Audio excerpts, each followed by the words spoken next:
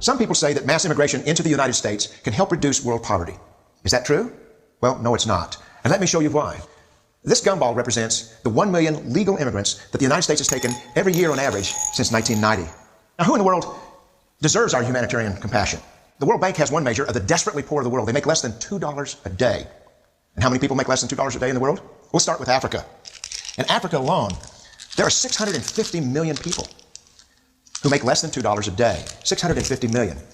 And in India, another 890 million people, desperately poor. China adds another 480 million people, making less than $2 a day. And unfortunately, the rest of Asia has a heartbreaking 810 million people who the World Bank says make less than $2 a day. And finally, there's 105 million of Latin America's population that are desperately poor. All told, the World Bank says there are 3 billion people in the world. 3 billion people who are desperately poor, making less than $2 a day. That's 3,000 gumballs. And every year, we take 1 million and suggest that we've somehow made a humanitarian difference. Of course, we don't pull our immigrants from these desperately poor populations, do we? These people are too poor, too sick, too disconnected to make it here as immigrants. We tend to pull our immigrants out of the better off poor of the world. And Mexico tends to define the type of immigrant that we bring here because the plurality of people come from Mexico.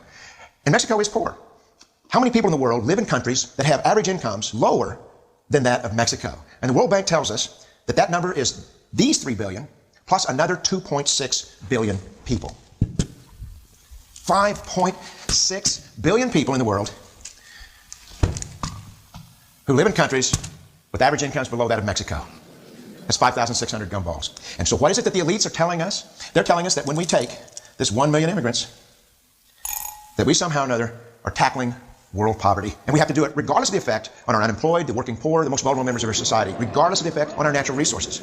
Even if we went by the most radical proposals in Washington, which are to actually double our immigration to 2 million a year, which would totally overwhelm our physical, natural, and social infrastructures, we couldn't make a noticeable difference. And we may be really hurting the impoverished people of the world because the million that we do take are among the most energetic, often the better educated, certainly the most dissatisfied people that if they did not immigrate would be the agents for change to improve the lot of all the people in these countries. The true heroes in the global humanitarian field are the people in these countries who have the wherewithal to immigrate to another country but instead stay in their countries to apply their skills to help their fellow countrymen.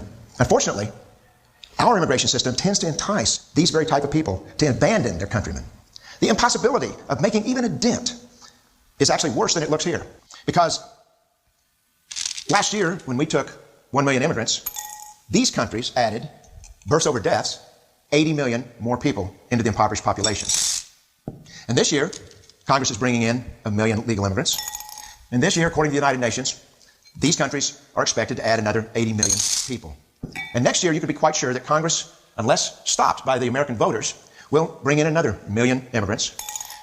And these countries, unfortunately, will be adding another 80 million people into these impoverished nations. We could take 5 million a year, but we'd never get ahead of what's happening in these countries. Not in this century. Don't you see? Immigration can never be an effective or significant way to deal with the suffering people of the world. They have to be helped where they live. 99.9% of them will never be able to immigrate to a rich country. There's no hope for that. They have to bloom where they're planted. The only place that 99.9% of these people can be helped is where they live. Let's help them there.